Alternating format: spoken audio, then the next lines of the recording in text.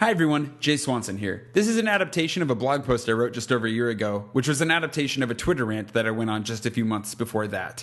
I wrote this when I was in a place in Africa that mandated that I sit outside to use the internet. Actually, I could sit inside, but the number of openings in the walls and the amount of bird poop on the floors made it feel like it was outside. In either case, the moths were a pest with which to be reckoned.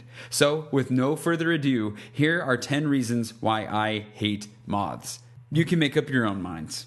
Reason number 1, moths are imposters. That's right.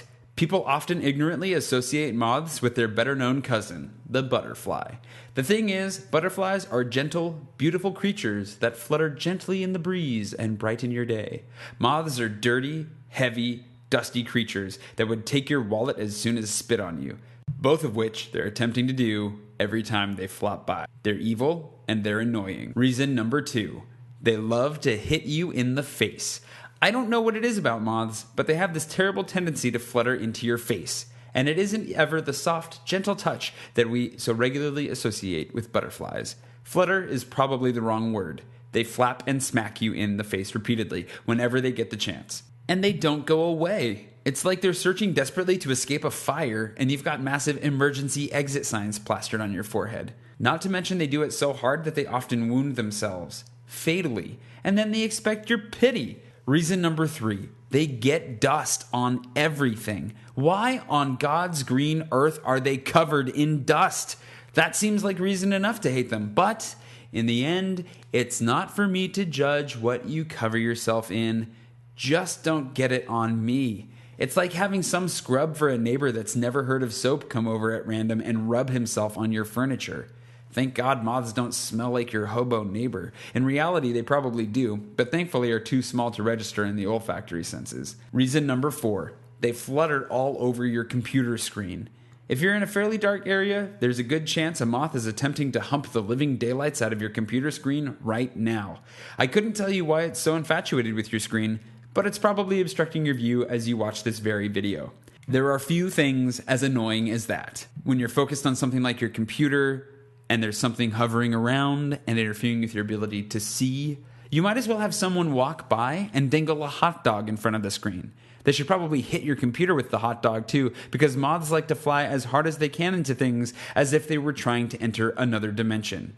You might as well hit yourself in the face with that hot dog while you're at it, because you know that moth is coming for you. Reason number 5, they obstinately refuse your help. For something so small and stupid, you should have an easy enough time getting it out the door, right? Wrong, because odds are they're huge, heavy, and make weird buzzing noises whenever you get close. And they bounce. I've tried to hunt down moths for hours before, and every time you hit them, they just bounce away behind something to hide. It takes an elaborate system of well-timed pushes and pulls on available objects to flush them out from wherever they are, which is never where you expect. Then, of course, you have to overcome your stark terror when it flies directly at your face, long enough to bat it down again in self-defense, which, of course, leaves you in the finding moth phase again. You try to usher it out into the backyard peacefully, but every time it gets within inches of the threshold, it darts back into the room. By the time you get it out into the wild again, it's mortally wounded, expecting your pity, flopping around on the porch like you were trying to do this to it the whole time. Ugh. Reason number 6. They leave a mess if you do kill them. So you've given up on getting it out the door peacefully and have decided to just end everyone's suffering and kill it. Well, not without leaving a mess. It's like moths are built to encourage you to kill them with every excruciating motion, and yet discourage you from doing just that with the results. Not only do they leave a dust trail across your computer screen and around your ear, a choice location for repeated visits, but as soon as you give them even the most gentle thwack, you're rewarded with a disproportionate amount of brightly colored guts. How God packed that much goo into each and every moth, I'll never know. In the end, they put gushers to shame. And now you'll never look at those the same again. Reason number 7.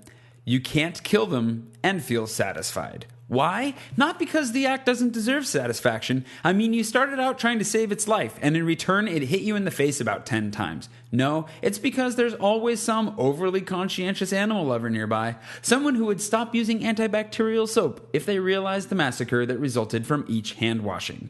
It's because the hottest girl in the room happens to see you smash that dirty moth, and you smile. And when you make eye contact, she looks at you like you've stepped over that line that only professional assassins and payday loan dealers ever cross. Reason number 8. They sense vacuums in moth space.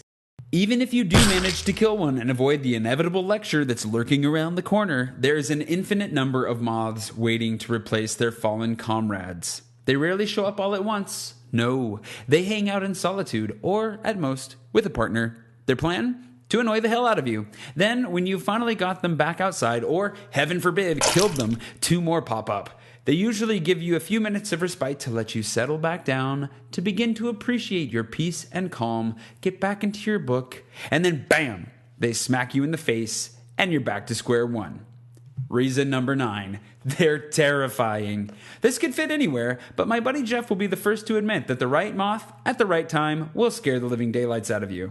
In fact, he'll admit that any moth will scare him at any time, anywhere.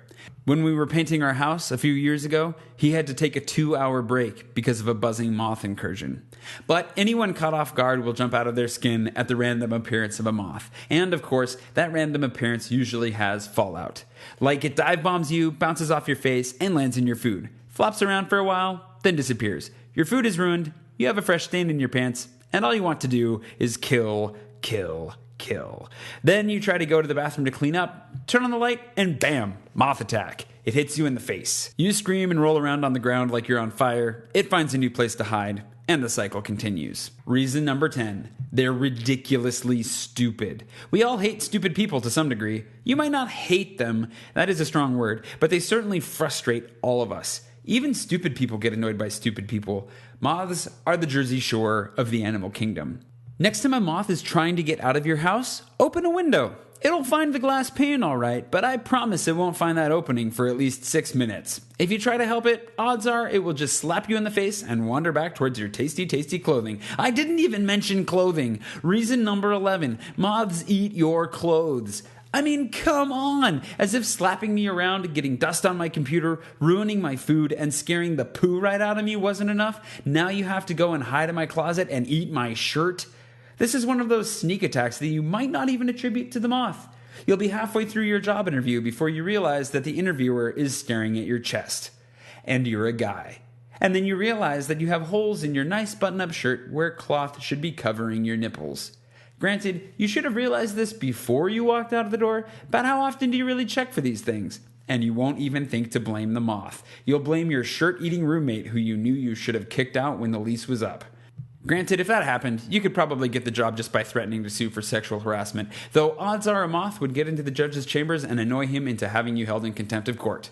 I'm telling you, moths are jerks. They're out to get you, so get your shotguns. It's moth season. If you like this video, be sure to share it with the world because, let's be honest, we all need to be on the lookout for moth attacks.